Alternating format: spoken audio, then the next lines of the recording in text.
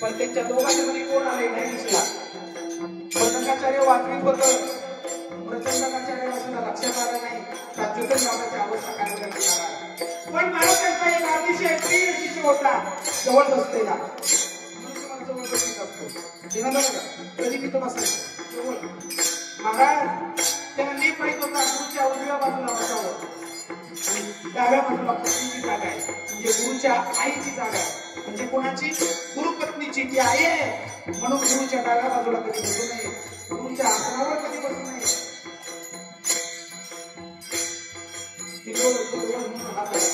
इकडे मात्र आसनावर बसले तिथे मग महाराज आणि त्यासाठी माहीत झालं हातामध्ये देहाचा शेवटचा मुस्लिम समाजात असून सुद्धा विठ्ठलाला जोडलेला आहे रे. हिंदू म्हणून सुद्धा अजून देव बघितला नाही. किती दुर्दश आहे. आणि महाराज खाली बसलं आणि शेवट शिष्याच्या डोक्यावर मान टाकली आणि तसाच प्रसंग माझ्यावर आला. महाराज ज्यावेळेस मी बाबांना बघायला गेलो, महाराज बाबांनी गाव म्हणला आला माझा इजा आणि मला म्हणायचं इजा तुझी मांडी दे मला जगात कुणाच्याच मांडीवर झोप मारायचं नाही, फक्त आणि फक्त तुझी मांडी दे. मी म्हणलं महाराज माझ्या सुद्धा गुंतू नका, तुम्ही कोण आहात? सद्गुरू म्हणजे हनुमंत पुतळा नसतो बाहेर हो, ते कोण असतो? नैतिक परब्रह्माचं स्वरूप असतं. महाराज गुरु कोण आहे? ज्ञानाचा पुतळा. गुरु कोण आहे? वैराग्याचा पुतळा. गुरु कधी मोठे होत नसतात. महाराज निवृत्तीनाथाचं कुणी नाव घेत नाही, ज्ञानेश्वर महाराजांचं नाव घेतात. माझ्या मला प्रचिती आले माझं लई चुकलं. कारण ज्यावेळेस महाराज मार्गदर्शन करत होते त्यावेळेस चित्रस्थ जीव भटकत होता, पण तो आता काढून घेतला आणि ज्यावेळेस त्यांनी सांगितलेल्या नामावर लागला त्यावेळेस कळलं. काय कळलं? अंतःकरणाला त्याचं ध्यान करावं लागणार. मला कुणी असू द्या जगाचा निरोप घ्यायचा. ज्यावेळेस काळ चालू येईल त्यावेळेस आपल्या मुखामध्ये निवडून दिलेलं प्रबोध मागायला पाहिजे. म्हणून महाराज म्हणतात किती तरी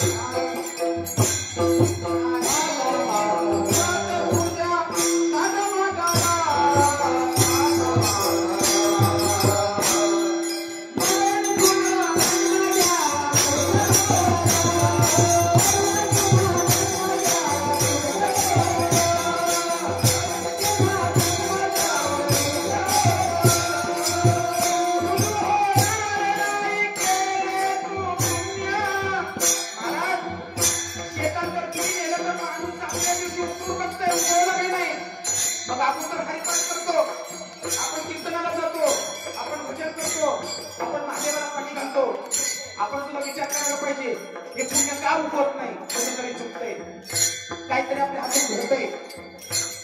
पुण्याची लक्षणं ओळखायची कशी? घरात पुण्य उदयाला यायला लागलं, संत लोक यायला चालू होतात, ज्ञानी माणसाचा सहवास वाढायला लागतो, अंतःकरणामध्ये कुठेतरी जीवनाविषयी त्यागाची भूमिका होते. अरे बाबा हे चुकीचं आहे, हे असं नाही करायला पाहिजे, आपल्या आत म्हणून बोलायला लागतं, चुकीच्या गोष्टी सोडून देत असतं. त्यावेळेस बोलता महाराज तुमची अवस्था कशी झाली परवा दिवशी, न बोलता समोर बसले. एकादशी दिवशी नामदेव पाहिजे समोर आले आणि महाराज मला शरणागती तुमच्या व्यक्तीने बोलले. म्हणलं महाराज याला जवळ काय तुम्ही माझ्या मागायला लागला? महाराज महाराज म्हणतात फळाले बरोबर दिवसा भाग्य उदयाचा ठसा झालो संत चरण पावलो आज पिटले माझे कोडे बहुत जन्माचे झाले. तुमचा जन्म वाईट आहे ना महाराज, डॉक्टर झालं तुझ्या जन्माचा शिकार नाही केला, पंतप्रधान बनलं नाही जन्माचा शिका. ही भारताची भूमी आहे, ही महाराष्ट्र संतांची भूमी आहे आणि या भूमीचा देव एकच फक्त विठ्ठल.